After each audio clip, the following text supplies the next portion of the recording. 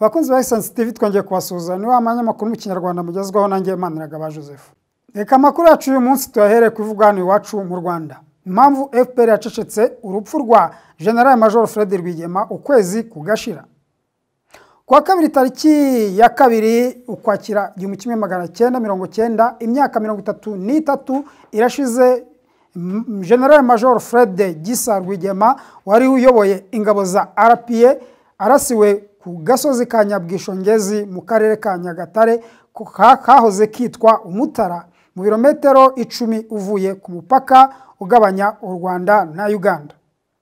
Rwigema yarashwe amaze umunsi umwe yinjiye ku butaka bw'u Rwanda ayoboye ingabo zisaga 3,000 zari zigizwe n'abasore n'inkumi b'Abanyarwanda bari bamaze igihe mu buhungiro. Leta ya Perezida Habyarimana yarabangiye gutaha ivuga ko igihugu cyuzuye.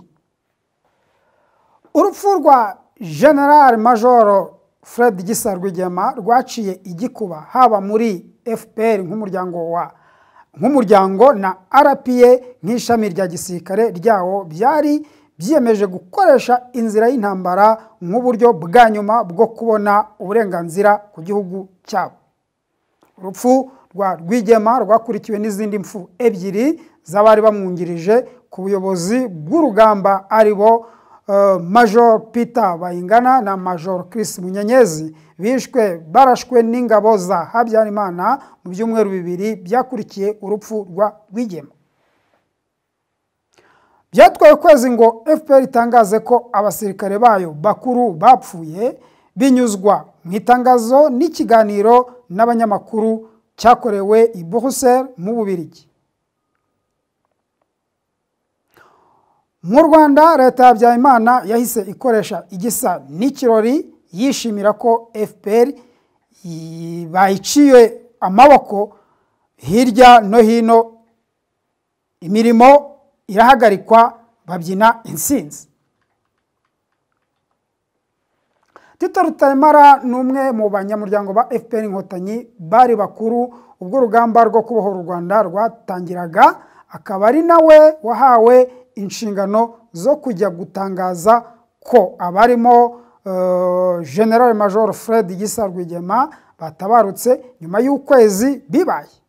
Mu kiganiro n'abanyamakuru Rutaremara yavuze ko icyatumye bimara ukwezi bataratangaza urupfu rw'abasirikare birindaga ikintu cyose cyaca igikuba mu ngabo mu minsi ya mbere. Ati buriya yarapfuye turabihisha kugira ngo n'abantu bo hanze batabimenya. Urumva umuntu apfuye ku munsi wa mbere byajyaga gutera ikibazo. Byari no kubura uko abantu babivuga, birahishwa bigumaho. General Major Rwigema amaze kwicwa, Major Paul Kagame wari mu ishuri rya gisirikare muri Leta Zunze Ubumwe za Amerika niwe wahise hamagazwa ngo ayobore ingabo. Urugendo rumuvana muri Amerika yarufashe tariki ya 8 Ukwakira nyuma y'iminsi 6 General Major Fred Gisa Rwigema atabarutse. Rutaremara avuga ko Major Kagame ari wamwihamagariye akamusaba kujya gutangaza ko Rwigema yishwe arashwe, ari nabwo hasohorwaga itangazo. Ati ndi Burayi Perezida Kagame arampamagara. Museveni yari yabibwiye abagize guverinoma. Barambwira bati nyamuneka ejo urebe ko ubishyira mu itangazamakuru bidasohoka nk'ibihuha. Nuko natangaje urupfu rwa General Major Rwigema, urwa Major Bayingana na Major Munyenyezi. Muri icyo gihe cyose nta muntu n'umwe wari watangaje ko abo basirikare bakuru ba RPA bapfuye. Tito avuga ko byari byaragizwe ibanga rikomeye. Ati nta muntu mu bari barabimenye, ati nta bantu bari barabimenye, ariko n'uwabimenyaga yatinyaga kubivuga agaceceka. Mbese byamenywe n'abari baraho n'abandi bakuru barabihisha. n'undi wabimenye agatinya kubivuga. Kuva mu 1990 kugeza mu myaka ya vuba aha, urupfu rw'abasirikare bakuru ba RPA bapfuye mu ntangiriro z'urugamba rwo kubohora u Rwanda rwagiye rubamo ibihuha bitandukanye. Igihuha gikomeye cyakwirakwijwe na Major Michel Mupende usigaye aba muri Leta Zunze Ubumwe za Amerika, avuga ko yari mu basirikare ba mbere binjiye ku butaka bw'u Rwanda tariki ya mbere Ukwakira 1990. Yanyuze mu binyamakuru bitandukanye avuga ko abo basirikare bishwe na bagenzi babo bo muri RPA kubera amakimbirane yararimo. Ni amakuru yanyamojwe na benshi mu basirikare bakuru bari ku rugamba icyo gihe, barimo na General Retired James Kabarebe uherutse kugirwa umunyamabanga wa leta muri Minisiteri y'Ububanyi n'Amahanga. Mu minsi ishize Kabarebe yavuze ko Mupende yakwirakwije ikinyoma benshi bakacyemera, nyamara ngo mu buryo avuga nta kuri na guto kurimo. Ati, ni ikintu gikunze gukwirakwizwa na majoro witwa Mupende watorotse muri RPA, ubu ari muri Amerika. Ni ikintu kandi cyakwirakwijwe n'Abagande ku mpamvu y'uko bashakaga kwivanga muri RPA no kugena uko iri buyoborwe na Nyakubahwa Kagame,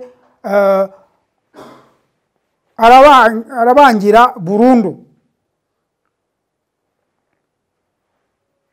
Ibyo bitera ikibazo, bazana ibihuha byo kuvuga ngo nitwe twishe General Fred Gisa Rwigema, Bayingana na Bunyenyezi.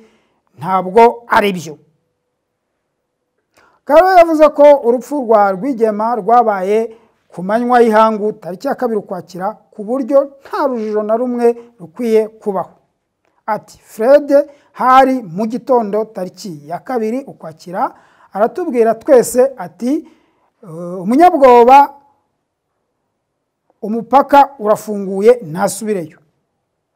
Akibivuga umwanzi atangira kuturasa, we ajya imbere yacu twese, aranadusiga ajya imbere asanga umwanzi. Twese ababibonaga twabonaga ko ari mu makosa, ari amakosa akoze, ariko ntawashoboraga kubimubwira kuko yari amaze kuvuga ngo umunyabwoba asubire Uganda. Abantu baricecekeye bose baramureba aragenda. Mu masaha make akurikiye, umwanzi yamurasiye ku gasozi, amurasa nabwo atabigambiriye, ari uko abonye gusa abantu bari ku gasozi birunze, apfa kurasa na machine gun. Ashobora kuba yarabikoze ngo atugaragarize ko nawe akwiriye gutinya, ntawe ukwiriye gutinya, ariko bimuvira mu rupfu. Ku bijyanye n'urupfu rwa Major Bunyenyezi na Major Bayingana, Kabarebe yavuze ko barasiwe ahitwa Ryabega muri Nyagatare nyuma yo gutegwa igico n'ingabo za leta zari ziri muri ako gace. Ati, Bunyenyezi we yabyutse mu gitondo tariki ya 23 Ukwakira saa 10, afata imbunda ziremereye ajya gusanga umwanzi. Yagiye Ryabega asanga umwanzi, yaduciye hagati, ingabo zacu zari Gabiro n'izari Nyagatare, yaziciye hagati maze amugwamo, aramurasa apfiraho. Bayingana yumvise imbunda zarasaga Bunyenyezi, yibaza ko ari izacu. Ati, abasore barashe, reka mbakurikire. Aje asanga umwanzi amaze kwica Bunyenyezi, yateze mu muhanda nawe agwaho. General Retired Kabarebe yavuze ko umusirikare wese ugiye ku rugamba aba afite ibyago byo gupfa, ku buryo ntawe ukwiriye kubyuririraho ngo abifate nk'ibidasanzwe. Ati ku rugamba nta muntu n'umwe uba udafite ibyago byo gupfa. General Major Rwigema Fred yashyinguwe mu cyubahiro tariki ya mbere Ukwakira 1995 ashyingurwa mu irimbi ry'intwari i Remera nyuma y'umuhango wo kumusezeraho wabereye kuri stade Amahoro. We n'abagenzi be baguye ku rugamba rwo kubohora u Rwanda bashyizwe mu ntwari z'u Rwanda mu cyiciro cya mbere kizitwa Imanzi zihagarariye ingabo zose z'u Rwanda zaguye ku rugamba cyangwa zishobora kurugwaho mu gihe cyahise, icy'ubu ngubu n'ikizaza zirwanira igihugu.